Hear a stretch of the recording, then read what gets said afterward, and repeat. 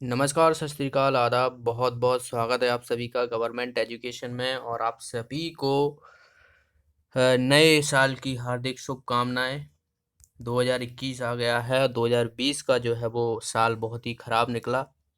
तो 2021 में आपको अच्छे से प्रिपरेशन तो जारी रखनी है और 2021 में आपको जॉब भी चाहिए, तो अपनी पढ़ाई को जो है वो पूरे जोश में जो है वो कीजिएगा। और 2 महीने बाद एग्ज़ाम है, जो लोग पुलिस कांस्टेबल के लिए तैयारी कर रहे हैं, तो मध्य प्रदेश में मोस्टली जो है वो पुलिस की एग्ज़ाम की ज़्यादातर सभी लोग तैयारी करते हैं, बाकी कंपैरिज़न टू अदर एग्ज़ाम।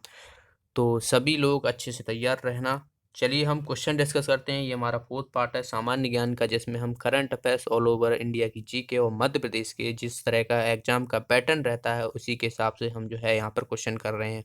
तो क्वेश्चन का लेवल आपको डिफिकल्ट भी लग सकता है, पर आपको तैयारी इसी तरीके से करनी है। तो चलिए हम फर्स्ट क्वेश्चन की तरफ बढ़ते हैं। तो पहला क्वेश्चन है, मध्य प्रदेश की ऊर्जा राजधानी किसे कहा जाता है?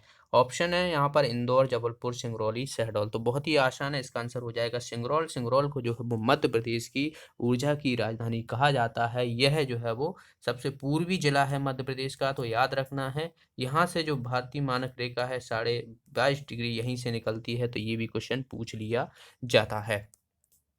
अगला क्वेश्चन है, विश्व डाक दिवस जो है वो कब मनाया जाता है? ये पूछा गया है। 8 अक्टूबर, 9 अक्टूबर, 10 अक्टूबर या 11 अक्टूबर।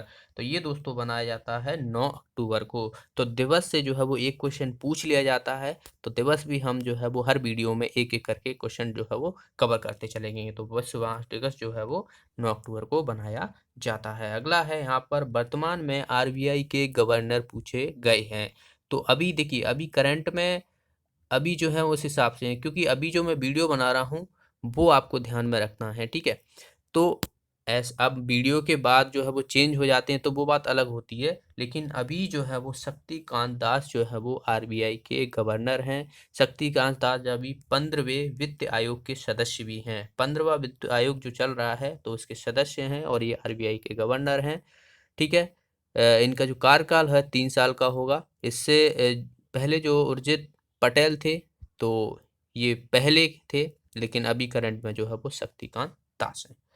ये हेम राजेश्वर राव जो हैं ये डिप्टी गवर्नर हैं, ठीक है। चलिए अगला क्वेश्चन देखते हैं। निम्न में से कितने क्षेत्रों में जो है वो नोबेल पुरस्कार दिया जाता है? तो नोबेल पुरस्कार की बात की गई यहाँ पर, तो नोबेल पुरस्कार जो है वो टोटल जो है वो 6 क्षेत्रों में दिया जाता है। शांति, साहित्य, भौतिकी, रसायन, चिकित्सा विज्ञान और इकोनॉमिक यानी अर्थशास्त्र में, ठीक है। तो कितने हो गए? 1 2 3 4 5 6 क्षेत्रों में जो है वो दिया जाता है। ये विश्व का सर्वोच्च पुरस्कार होता है, नोबेल पुरस्कार। नोबेल फाउंडेशन द्वारा ये स्वीडन के वैज्ञानिक जो अल्फ्रेड नोबेल की याद में जो है वो दिया जाता है। और इसकी शुरुआत की गई थी 1901 में। जो सबसे पहले जो नोबेल पुरस्कार मिला था वो फिजिक्स के लिए दिया गया था। तो अभी 2020 में जितने भी लोगों को नोबेल पुरस्कार दिया गया है उन सभी के नाम आपको याद होना चाहिए। इसकी मैं वीडियो बना चुका हूँ, ट्रिक भी बना चुका हूँ याद रखने की, ओके। तो वो आप जरूर देखिएगा। अगला क्वेश्चन है यहाँ पर, रूप सिंह स्टेडियम मध्य प्रदेश के किस जिले में स्थित है? तो रूप सिंह की बात की जाए यहाँ पर, तो ये क्या थे? हॉकी प्लेयर थे, ठीक है। पर अभी जो है ये रूप सिंह स्टेडियम वो क्रिकेट के लिए जाना जाता है, तो ये जो है वो ग्वालियर में है। तो इसका आंसर हो जाएगा डी ऑप्शन, याद रखना है आपको। अगला क्वेश्चन है यहाँ पर, निम्न में से किस जगह यूनेस्को का मुख्यालय है? मुख्यालय यानी हेडक्वार्टर पूछा गया है। और यूनेस्को की बात की गई तो यूनेस्को जैसे की बात की जाए, बहुत सी जगहों को जो है वो यूनेस्को की विश्व धरोहर में शामिल किया जाता है, जैसे कि मध्य प्रदेश की हैं, जैसे कि खजुराहो के टेम्पल हुए, सांची हुए, ठीक है, भीमबेटका हुई। तो ये सभी जो है वो यूनेस्को की विश्व धरोहर में शामिल है। तो इसका हेडक्वार्टर जो है वो पेरिस में है, याद रखना है आपको। अगला क्वेश्चन है यहाँ पर, निम्न में से पहला पानीपत का युद्ध कब हुआ था?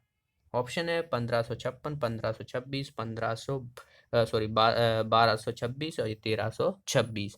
तो ये दोस्तों है 1526 में जो है वो पहला पानीपत का युद्ध लड़ा गया था। किसके बीच? बाबर और इब्राहिम लोदी के बीच, ओके। तो 3 युद्ध लड़े गए थे, ठीक है। तीनों युद्धों को आपको याद रखना है कि पहले तो हो गया 1526, दूसरा हो गया यहाँ पर 1556, जो कि किसके बीच, जो बात की जाए तो जो अकबर थे, तो उसमें जो है वो हेमू, ठीक है। तो हेमू जैसे शेरशाह सूरी, उसके बीच जो है वो सोचा का युद्ध लड़ा गया था। तो उसके बाद जो है अकबर जो है वो हेमू और बैरम खां के बीच लड़ा गया था, second battle of Panipat. Third battle of Panipat जो है वो अहमसा अब्दाली और मराठाओं के बीच लड़ा गया था। कब लड़ा गया था? ये लड़ा गया था 1761 में। तो तीनों ही युद्ध आपको याद रखना है। अगला क्वेश्चन है, निम्न में से किस राज्य में प्रधानमंत्री नरेंद्र मोदी ने अटल सुरंग की उद्घाटन किया? तो अटल सुरंग जो है इसका उद्घाटन हिमाचल प्रदेश में किया गया। ओके, याद रखना है आपको।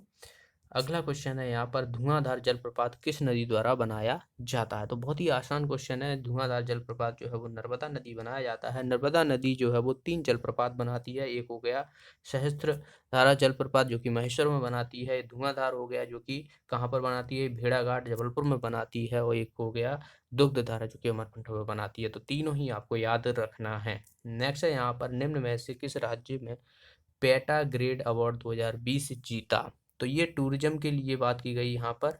ओके, टूरिज्म के लिए तो ये मिला है केरल को। तो इसका आंसर हो जाएगा बी ऑप्शन।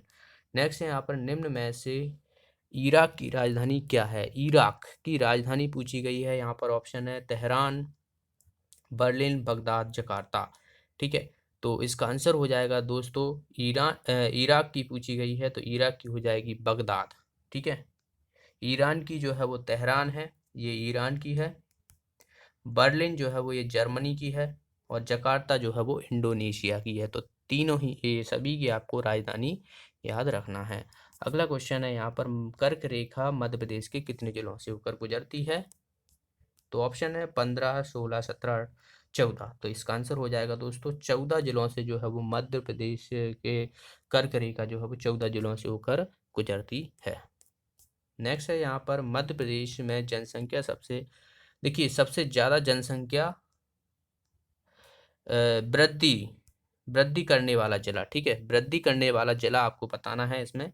जनसंख्या वाला जिला वो है, तो वृद्धि करने वाला जिला कौन सा है? ये है इंदौर। तो इसका आंसर हो जाएगा सी ऑप्शन। ओके, इंदौर याद रखना है आपको। यहाँ पर होलकर स्टेडियम है, नेहरू स्टेडियम है। चलिए नेक्स्ट है यहाँ पर, भोपाल गैस ट्रेजेडी निम्न में से किस वर्ष हुई थी? तो आप सभी को पता होगा, इसका आंसर हो जाएगा 1984। 2-3 दिसंबर 1984 को जो है वो मिसाइल आइसोसाइनाइड गैस का रिसाव हुआ था भोपाल में।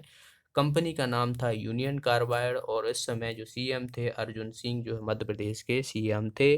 और इस से छुटकारा पाने के लिए इस गैप से जो है वो ऑपरेशन जो है वो फेत चलाया गया था। अगला है यहाँ पर, निम्न में से चिकित्सा शिक्षा के लिए वर्ष 2020 में आईजी नोबेल पुरस्कार से किसे सम्मानित किया गया है, चुना गया है दरअसल? तो इसका आंसर हो जाएगा नरेंद्र मोदी जी को। तो इसका आंसर सी ऑप्शन जो है वो हो जाएगा। नेक्स्ट है यहाँ पर, बांधवगढ़ राष्ट्रीय उद्यान मध्य प्रदेश के किस जिले में है? तो मध्य प्रदेश के ये जो है वो उमरिया में पड़ता है। तो इसका आंसर हो जाएगा बी ऑप्शन। शिवपुरी में जो है वो माधवपुर पड़ता है। कान्हा मंडला बालाघाट में पड़ता है। ठीक है, ठीक है, सीधी संजय जो है वो सीधी में पड़ता है। तो ये सभी आपको याद रखना है जितने भी मध्य प्रदेश के राष्ट्रीय उद्यान हैं। नेक्स्ट है यहाँ पर, भारत में आलू अनुसंधान केंद्र कहाँ स्थित है? ऑप्शन है देहरादून, शिमला, कटक, इनमें से कोई नहीं।